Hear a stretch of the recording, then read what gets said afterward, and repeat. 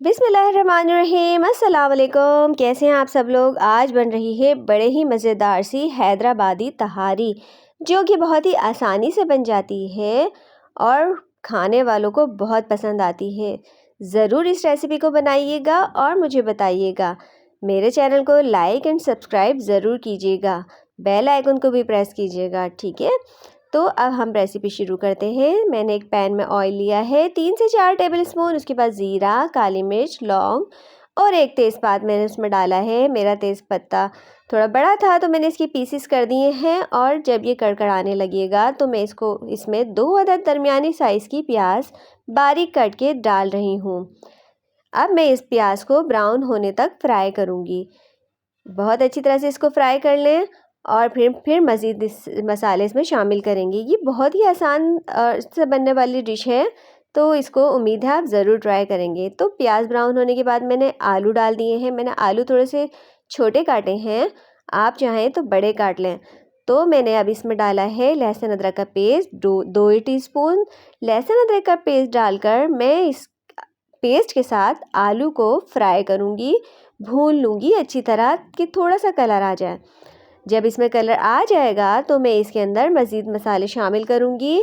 मसालों में है टमाटर, जो मैंने रफली से चॉप कर लिए हैं।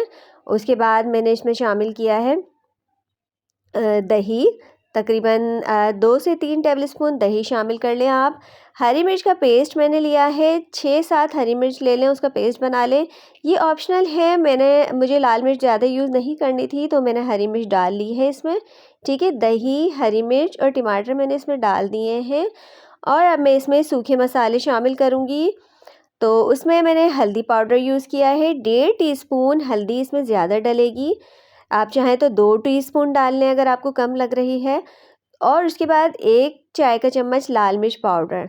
अब मैंने इन सब मसालों को अच्छी तरह से भून लिया है। हल्का सा भून लें, पानी खुश्क नहीं करना, क्योंकि हमें इसी पानी में आलू को गलाना है। मैंने ढक्कन लगा के आलू गलने तक इसको पकाने के लिए लो फ्लेम पे रखा है। थोड़ी सी देर में ये देखिए तकरीबन 10 मिनट बाद ये आलू गल चुके हैं। अब मैं इसकी अच्छी तरह से भुनाई कर रही हूँ ताकि सारे मसाले एक जान हो जाए। जब ये भुन जाएगा तो मैंने इसमें आधा किलो चावल शामिल किए हैं। चावल शामिल करने के बाद मैं इसमें 2 ग्लास पानी शामिल करूँगी, क्योंकि चावल 2 ग्लास ही होते हैं आधा किलो। और फिर मैं इसमें नमक डाल दूँगी हस्बे ज़ायका, या 2 टीस्पून ले लें आप। उसके बाद मैं इसको अच्छी तरह से मिक्स करके इसमें हरी मिर्च और पुदीना डाल दूँगी और इसको अच्छी तरह से मिक्स करने के बाद तेज़ आंच पर पकाने के लिए रखूँगी। इतनी देर पकाना है कि इसका पानी खुश्क हो जाए, और जब पानी खुश्क हो जाएगा तो उस वक्त मैं इसको दम पर रखूँगी। तो ये देखिए थोड़ी सी देर बाद सारा पानी खुश्क हो चुका है। अब मैं इसको दम पर रखूँगी, तकरीबन 7-8 मिनट बाद दम पे इसको रखेंगे बिल्कुल लो फ्लेम पर। 7-8 मिनट बाद ये बिल्कुल तैयार हो जाएंगे और फिर आपको इसको सर्व कर सकते हैं। इसके साथ मैं बनाती हूँ एक बड़ा ही मज़ेदार सा रायता। उसकी रेसिपी मैं आपसे शेयर करती हूँ। बहुत ही मज़ेदार क्रंची सा लगता है। उस रायते को भी आप ज़रूर बनाइएगा और इसके साथ सर्व कीजिएगा।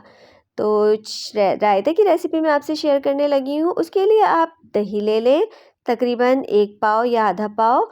चॉप प्याज ले लें, बारीक कटी हुई प्याज, बारीक कटा हुआ खीरा, बारीक कटा हुआ टमाटर, अगर आप चाहें तो हरी मिर्च भी इसमें बारीक काट के ले लें।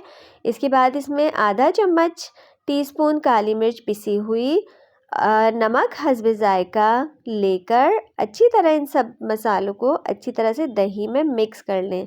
तो ये रायता बिल्कुल तैयार है। बड़ा ही क्रंची रायता बनता है। इसको वैसे भी आप रोटी के साथ किसी और चीज़ के साथ खाएं तो बड़ा ही लुत्फ़ आएगा आपको। तो ये देखिए अब मैंने रायते को अच्छी तरह से मिक्स कर लिया है और मेरा रायता तैयार हो गया है। इसको अक्सर मैं बिरयानी के साथ, दूसरे चावल के साथ बनाती हूँ तो बड़ा ही मज़ा आता है, क्योंकि इसमें खीरा, प्याज और टमाटर जो मुंह में आते हैं ना क्रंची सा, बहुत टेस्ट आता है। तो ये देखिए तैयार हो गई हमारी तहारी रायता। इनको मैं एक साथ सर्व कर रही हूँ। उम्मीद है आपको मेरी रेसिपी पसंद आई है। मेरी चैनल को लाइक करें, सब्सक्राइब करें, बेल आइकन को दबाइए और मेरी रेसिपी कैसी लगी मुझे ज़रूर बताइए। अगली रेसिपी तक के लिए अल्लाह हाफ़िज़। अपना ख़याल रखिएगा और मुझे दुआओं में याद रखिएगा।